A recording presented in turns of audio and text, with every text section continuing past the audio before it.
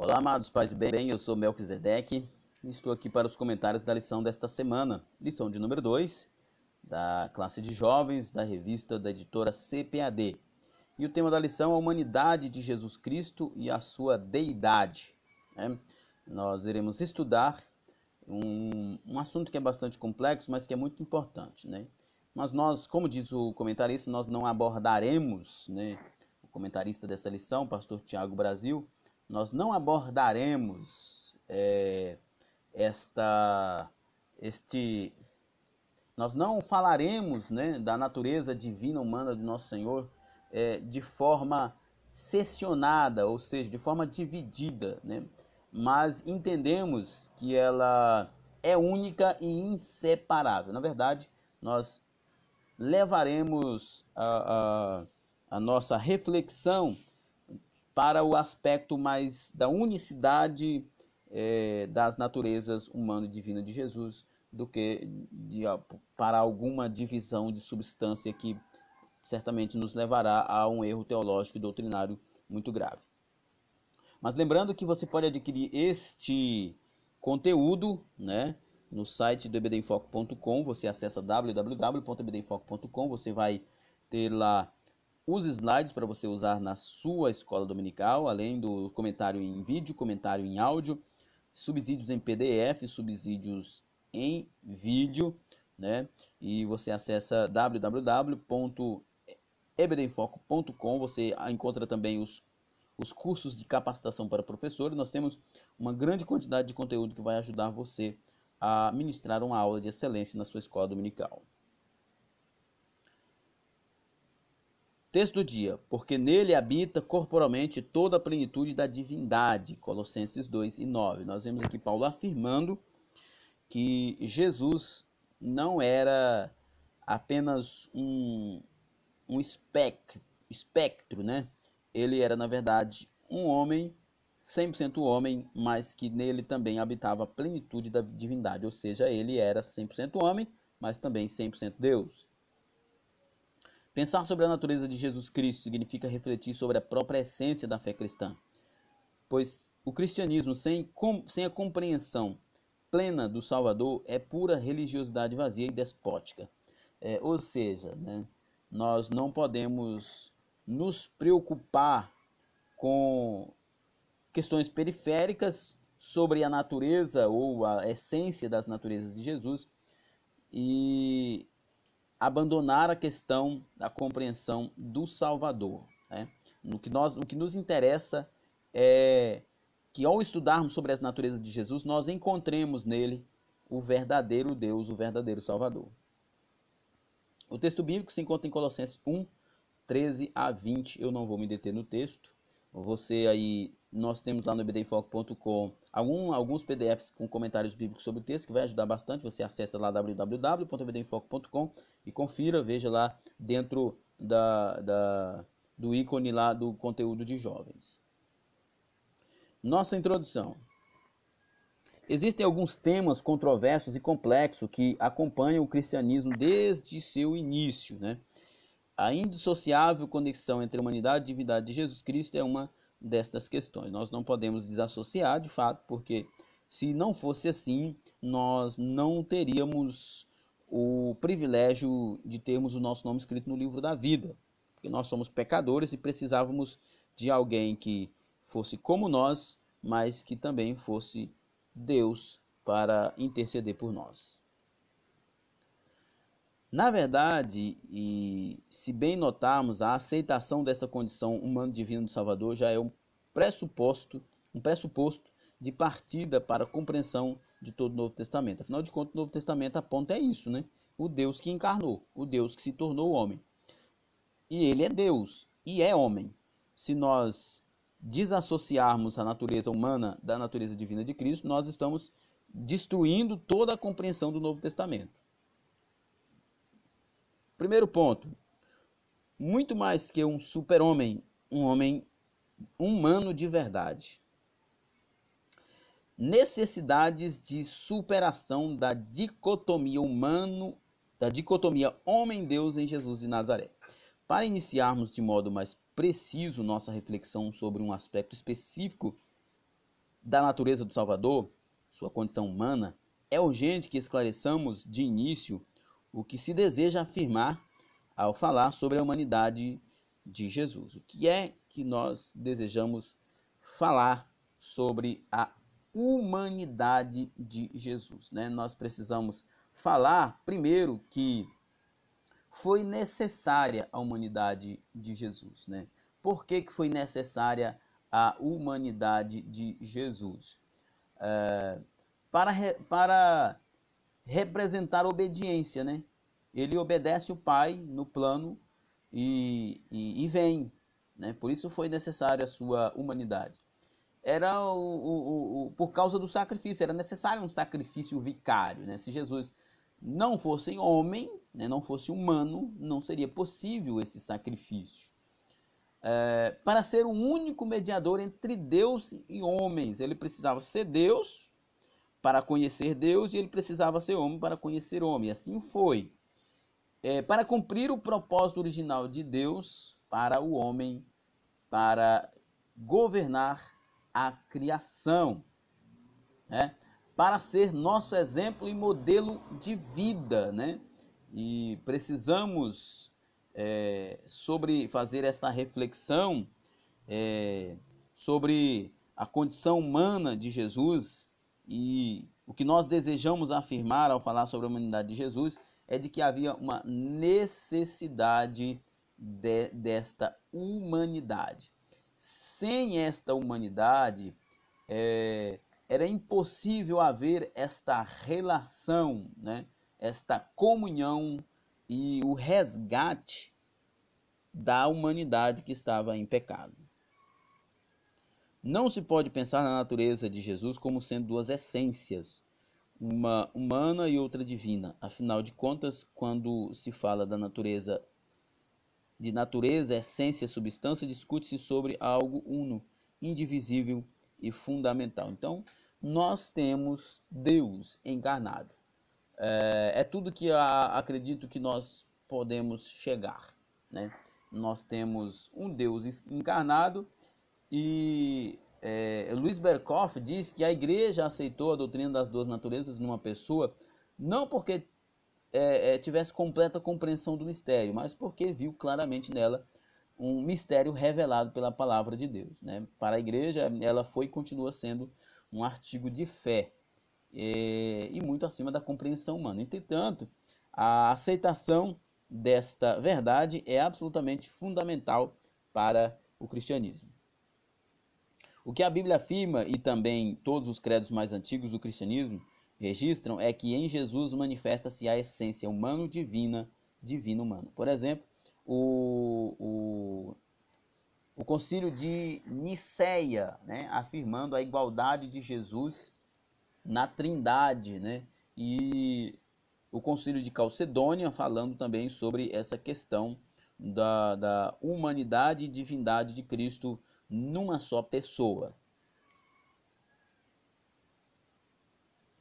No Salvador, a humanidade e divindade são impossíveis de serem isoladas. Antes encontram-se unas numa condição única e sem correlação na história do universo, né?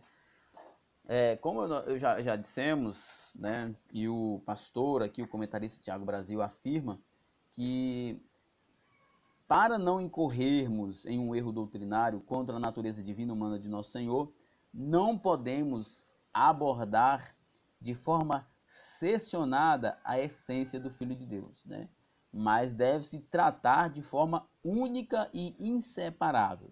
Não podemos ficar aí dizendo como que Jesus era como humano e como que ele era como Deus, né? E como se essas essências se completam, enfim. Nós vamos entender que ele era um Deus homem, que ele era um homem Deus e era um divino humano, um humano divino, numa unidade, sem fazer separação, porque geralmente quando se faz essa separação acaba cometendo graves erros.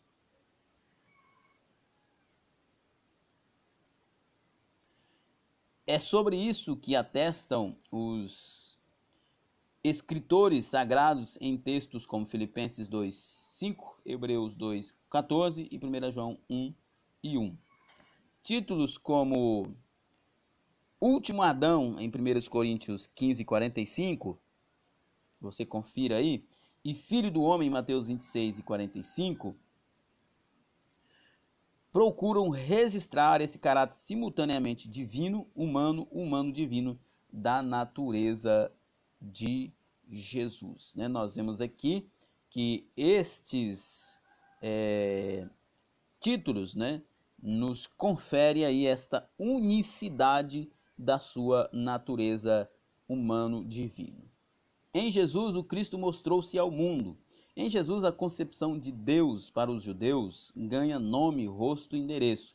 Ele é Jesus de Nazaré, morador da pequena Cafarnaum, o que para os judeus era um incômodo muito grande, porque eles não aceitavam nenhuma representação de Deus, muito menos que ele se mostrasse com um nome humano, com um rosto humano e um endereço humano, sendo ele Jesus de Nazaré, morador da pequena Cafarnaum. Por isso, para eles, era um escândalo. Com Jesus, a olimpiana, transcendente e imortal definição de divindade para os gregos, sofre e morre na cruz.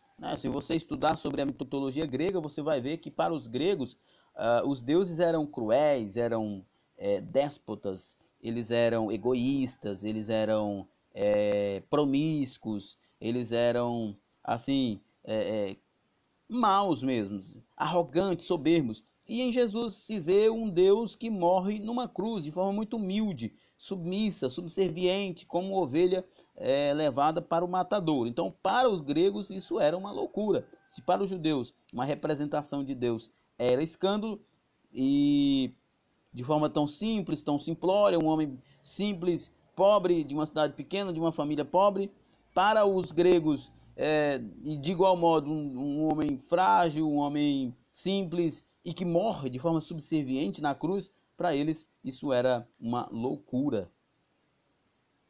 Declarar-se filho de Abraão era a honra que todo judeu trazia em sua vida. Jesus, porém, apresentou-se como filho de Deus. Né? Sua filiação não era uma questão étnica, e sim uma prova de sua essência humana divina. Né? Enquanto que para os judeus era uma honra, né? Uma glória ser chamado filho de Abraão, Jesus chega dizendo que é maior que Abraão, que é antes de Abraão, e que na verdade ele é filho de Deus. É por isso que Paulo atesta-nos que a mensagem evangélica aos ouvidos de judeus e gregos é escândalo e loucura, pelo que nós já falamos lá atrás. A história nunca havia testemunhado algo como Jesus. Né? Havia muitas lendas, né, muitos mitos sobre deuses encarnando. Os gregos, então, era cheio dessas coisas, mas nada como Jesus, por isso era uma loucura para os gregos.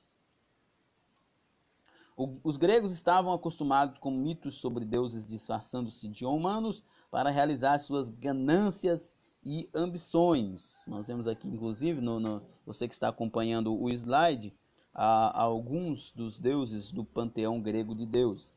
Jesus, no entanto, não era um Deus mascarado de humano, ele era a revelação da plenitude de Deus acessível à humanidade, ou seja, ele era de fato homem, porém também Deus, de fato Deus.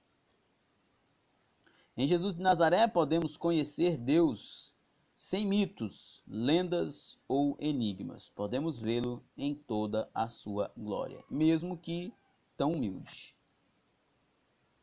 O respeito para o contexto sagrado. A questão da existência de um Jesus histórico é um fato interessante, ou inconteste, né?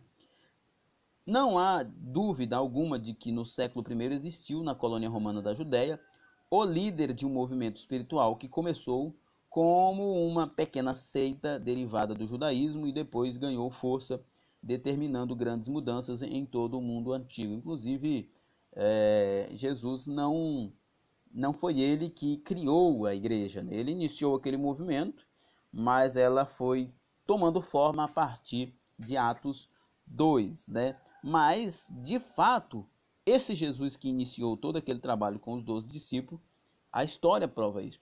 Você tem ideia, crendo ou não em Deus, crendo ou não em Jesus, né? As pessoas contam a história a partir dele. A Escritura registra inúmeras circunstâncias em que se pode indicar a rica vivência humana de Jesus. Por exemplo, os dois momentos cruciais que podem ser destacados são o nascimento, né, e a morte. Olha só, tem dois outros acontecimentos que mostram divindade, né? A concepção de Jesus, ela é totalmente divina. O nascimento é humano.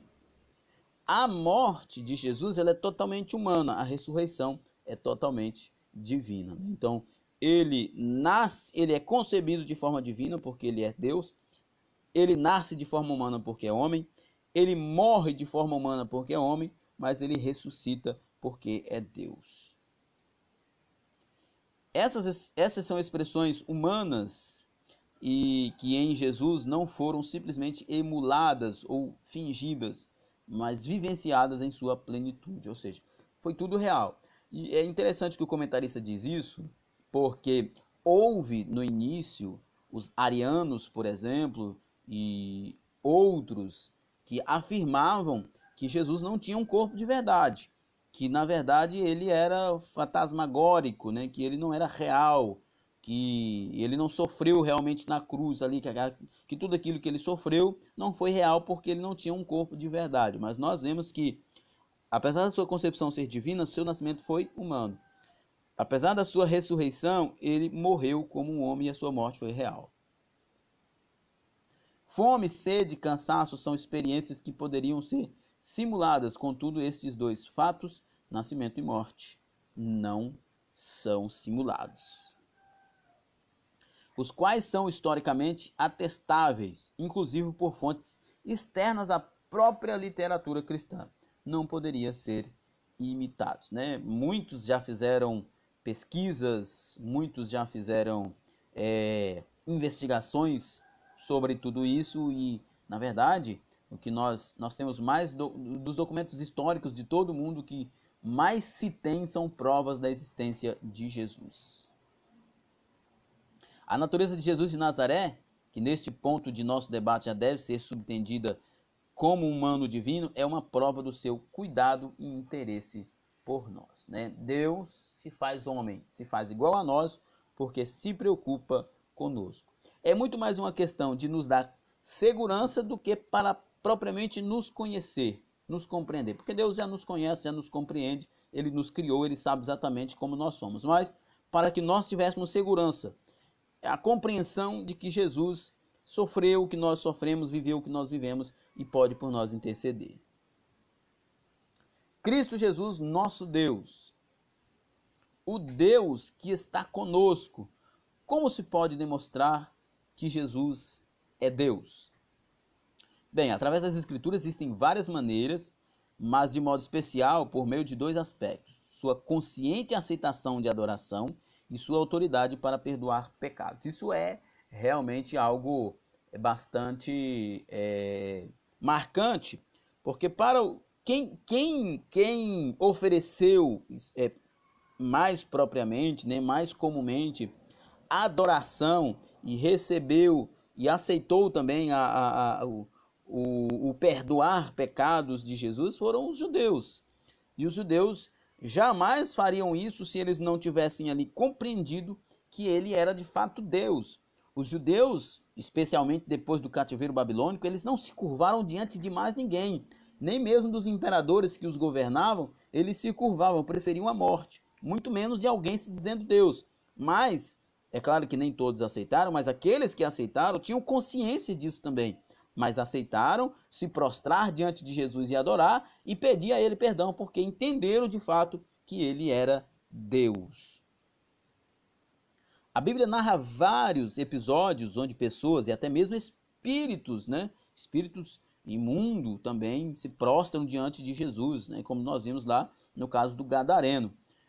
Este nunca as repreende, ele fica ali, aceita, admite que ele de fato é o Senhor dos senhores.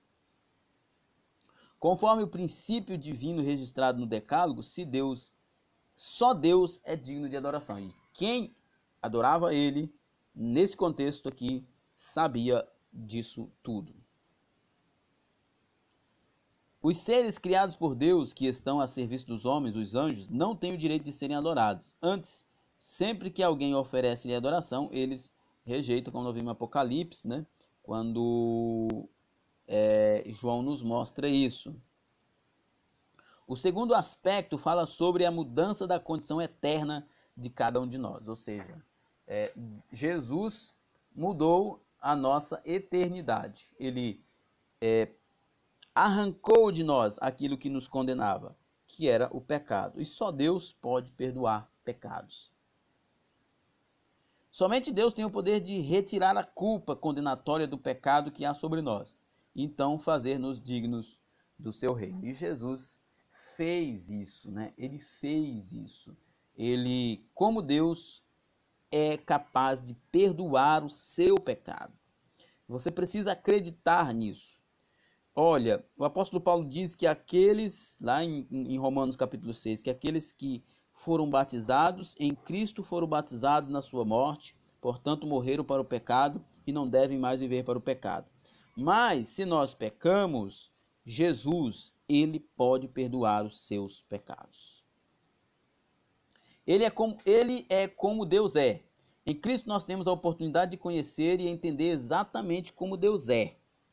Como diz o pastor Nilton Gonçalves, em Cristo nós vemos Deus como é e o homem como deve ser, especialmente o crente como deve ser. Na maioria dos casos, as pessoas tendem a perder tempo desejando saber trivialidades sobre Deus, de modo especial com relação à sua descrição física, qual o seu tamanho, cor dos olhos, aspecto do rosto, enfim, coisas superficiais que não nos levam a lugar nenhum. O que é mais importante é compreendermos que em Cristo nós temos Deus como ele é e o homem como deve ser. Existe inclusive um curioso caso desse tipo de comportamento narrado na própria Bíblia, em João 14:8, em que Filipe pede a Jesus que mostrasse aos seus discípulos o Pai, e prontamente o Salvador declara ao seu discípulo que quem olha para ele já contempla o Pai, já vê Deus. Por quê? Porque ele é divino, ele tem a mesma essência do Pai, ele é Deus. Nós precisamos ter esta ideia. Se a natureza, se compreender a natureza divina e humana de Cristo já é uma coisa difícil, compreender a Trindade também é difícil. Mas nenhuma das duas são questões antagônicas, são contraditórias. Elas são difíceis de compreender, mas não são contraditórias. Então, porque uma coisa é difícil de compreender, não significa que ela não seja verdade. Então, nós precisamos entender que ele é Deus, que ele é Deus, que ele é como o Pai. É uma tolice se prender a aspectos periféricos, como o comentarista nos apresenta aqui, como foi o caso de Filipe. Queremos ver a cara de Deus, a face de Deus, como Deus é só olhar para o Filho. Nós veremos nós como devemos ser e Deus como é, amoroso, bondoso e salvador. A divindade está revelada em Cristo por um simples motivo. Ele é Deus. Ele é Deus. Jesus mostra como Deus ama porque ele é Deus amando-nos. Ele nos ama eternamente. Ele nos ama até o fim. Como ele próprio, o escritor lá do Evangelho de João, diz que amou até o fim. Ele ama até o fim. Jesus revela a misericórdia de Deus, pois ele é Deus misericordioso, Ele revela a misericórdia de Deus, ele vem até nós para nos socorrer. Em Jesus conhecemos a salvação, uma vez que ele, o Cristo, é Deus Salvador, Então, nós vemos em Jesus o que Deus é. Deus é amor, Deus é misericórdia, e a salvação provém de Deus. E tudo isso nós vemos em Cristo. Se você precisa ser amado, olhe para Jesus. Se você precisa de misericórdia, corra para Jesus. Se você precisa de perdão de pecados, se você precisa de um Salvador, corra para Jesus. Deus está nele, oferecendo-nos amor, misericórdia e perdão. Em Cristo Jesus, Deus pode ser visto, abraçado e alegremente amado. Todo distanciamento foi quebrado. Deus anda com os homens e revela a sua glória, não através de raios e trovões, e sim de sorrisos e abraços, né? As pessoas sempre, eu acho muito interessante isso aqui, porque quando o comentarista diz que Deus anda com os homens e revela a sua glória, não através de raios e trovões, e sim de sorrisos e abraços, é de fato uma crítica ao comportamento de muitas pessoas que vivem atrás de manifestações, né? Manifestações de poder. E Jesus, ele tem principalmente o objetivo de mostrar amor, de mostrar a sua humanidade, de se mostrar humano para nós, né? Para que nós olhemos para ele como alguém como nós. E alguém limitado, mas que tem o cuidado do Pai. Ele se revela, o glorioso em Jesus não é apenas o seu aspecto divino, né? A sua cristologia alta, a sua capacidade de fazer prodígios, milagres, mas de estar conosco, de estar com pecadores, por exemplo, sentar à mesa com pecadores, conversar com mulheres, com prostitutas, perdoar os seus pecados. Às vezes nós perdemos essa dimensão de quem é Deus, de quem é Jesus, aquele que está preocupado com o ser humano, com a condição humana, aquele que ama, aquele que nos abraça, que nos acolhe. O Cristo humilde, talvez uma das percepções mais difundidas sobre Deus entre a maior parte das pessoas é que jamais seríamos capazes de compreendê-lo por ser ele um ser elevado e sublime, que de tão superior a nós, todo e qualquer conhecimento ou contato com autismo seria impossível. Cristo não é assim. Em Jesus, o Deus magnífico faz questão de revelar-se de modo simples, acessível até para a mais ingênua criança. Isso me faz lembrar de uma história, conta-se uma história de um homem que estava na Índia e viu muitas formigas ali e um elefante vindo e pisando tudo, e ele se preocupou com aquelas formigas, né? É uma história engraçada, mas tem uma moral muito interessante relacionada a isso aqui. Ele se preocupou com aquelas formigas e gritava, alguém desvia o elefante ou fala para as formigas fugirem porque elas serão pisoteadas. E alguém diz para ele, olha, a única forma de falar para as formigas é se transformar numa formiga. É ser como uma formiga para que você compreenda elas e elas compreendam você. Foi isso que Jesus fez, né? Foi isso que Deus fez através de Jesus. Ele se transformou em uma formiguinha, que nós somos, para nos compreender melhor, né? Num sentido mais restrito, porque Deus nos compreende, porque Ele é nosso Criador, e especialmente para que nós o compreendamos.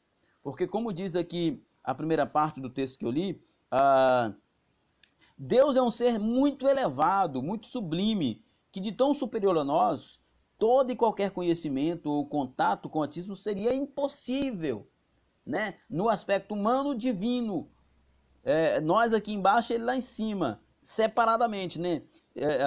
O humano do divino, separando o humano do divino, seria impossível ter qualquer contato com Deus. Mas Jesus une o humano e o divino para que nós tenhamos total contato com Deus, para que nós especificamente o conheçamos o seu coração, conheçamos o seu amor através de Cristo Jesus, nosso Senhor. Na pessoa bendita de Jesus, a divindade soberana do universo perdoa os mais maléficos pecados, mas também senta no chão e escreve com o dedo na areia, ou seja, ele é simples, não é um soberbo. Cristo é o Messias que, através de seu sacrifício incomparável, concedeu-nos salvação. Contudo, ele serve-se à mesa com seus amigos e come da mesma comida simples que eles comiam, né?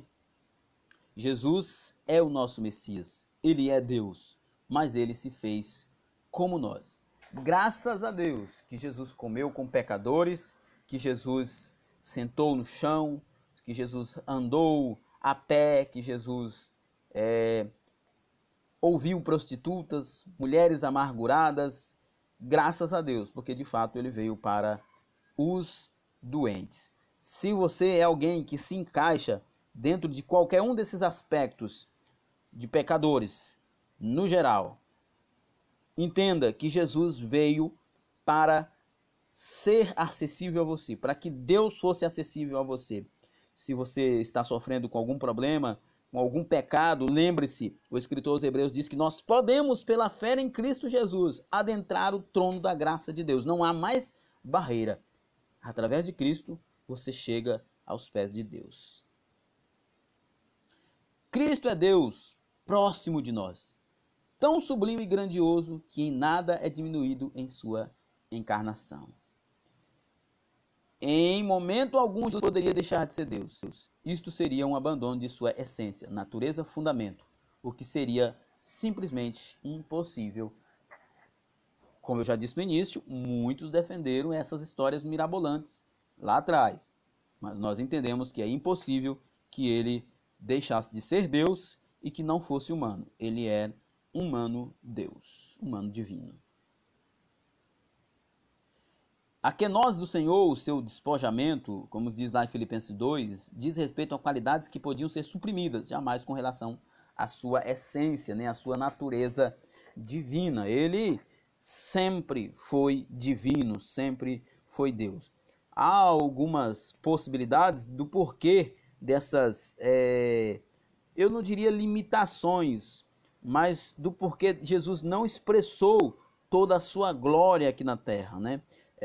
Era difícil e também não seria coerente com a realidade, a vontade de Deus era que ele viesse até nós para que nós o conhecêssemos, e se ele viesse como Deus na toda a sua plenitude de glória, seria impossível. Aquilo que ele era, é e continuará sendo eternamente, não pode ser mudado. Como diz o escritor aos Hebreus, Jesus Cristo é o mesmo ontem, hoje e eternamente. Terceiro tópico, um Cristo que conhece as nossas dores. Da teoria à prática, né? Vamos lá, primeiro ponto do primeiro tópico, do terceiro tópico, melhor dizendo. O conhecimento que o Senhor Jesus tem sobre aquilo que enfrentamos não diz respeito apenas à sua onisciência, mas também à sua encarnação. Ou seja, como Deus onisciente, Criador nosso, Ele conhece-nos. Mas como encarnado, Ele conhece de forma mais pessoal. E mais do que Jesus nos conhecer, mais do que Deus nos conhecer pela encarnação, nós conhecemos Deus.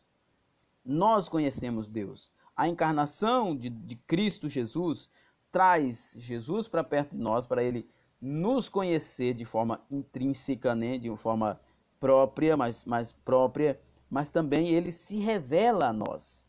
É importante que na encarnação nós entendamos que Jesus se revela a nós. Isto é, o tipo de compreensão que o Salvador tem sobre as nossas dores não é apenas algo em tese, superficial, presumível, mas real, vivencial, histórico. Ele sofreu como de nós por nos amar.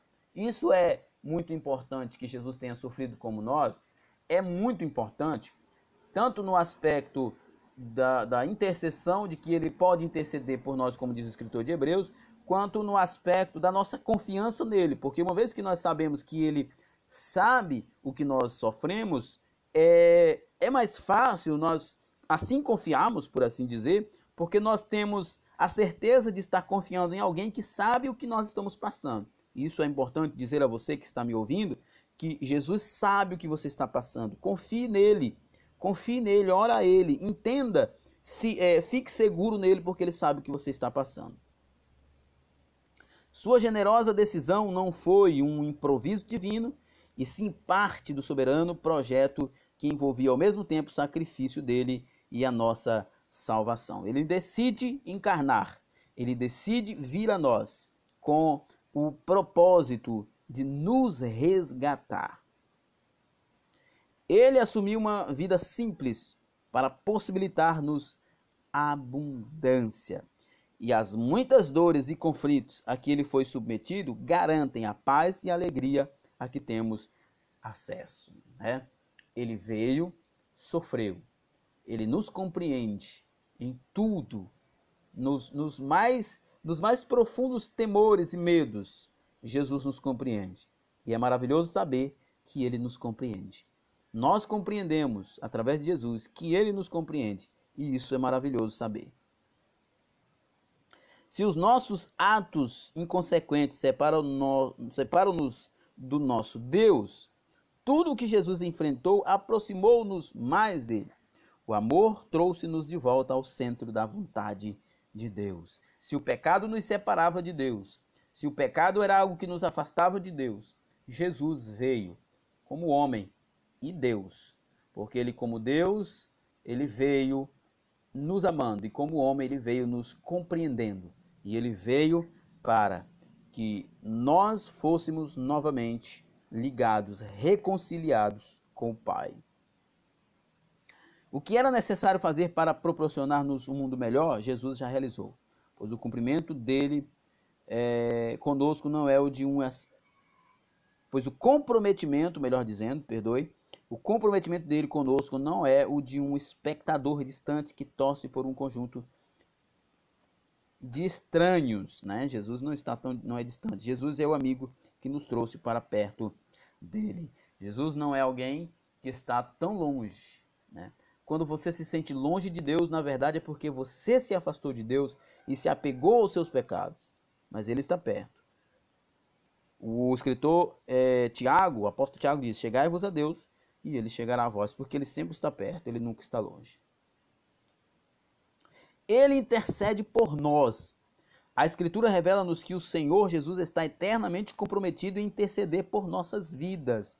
Ele diz que estaria conosco até os confins dos tempos, né? Até o fim dos tempos. Ele sempre estará conosco. O nosso Senhor não nos trata com arrogância e desprezo, como eram os deuses gregos, né? Mesmo sabendo das nossas falhas e fragilidades, ele acolhe-nos e considera-nos seus irmãos e filhos. É justamente por causa das nossas falhas, das nossas fraquezas, que ele nos acolhe, porque sabe que nós somos incapazes. Se Satanás empenha-se em acusar-nos dia e noite, podemos viver em paz, pois a intercessão de Cristo por nós é superior a qualquer mentira e subterfúgio das trevas contra nós. A majestade de Cristo revela-se exatamente nisto, uma vez que, estando num nível muito acima do nosso, sendo Deus Todo-Poderoso, mesmo assim importa-se conosco e interessa-se em abençoar-nos. Se nós temos um acusador,